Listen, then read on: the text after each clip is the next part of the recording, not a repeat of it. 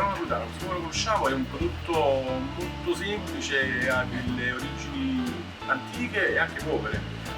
Infatti si dice che veniva realizzato in passato con gli avanzi del pane, quindi serviva per sfamare appunto la popolazione di Santa Lucia quando ancora c'era la bonifica, come ricordava il Serao.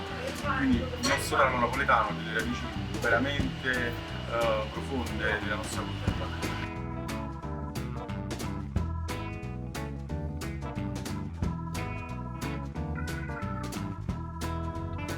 Detto questo, gli ingredienti sono veramente semplici, appunto, quindi si parte con la farina, la sugna, sale, pepe e le mandorle e ovviamente il lievito. Questa miscela di questi ingredienti, questi semplici ingredienti appunto viene poi impastata, fatta lievitare leggermente e poi infornata e intrecciata durante la lavorazione.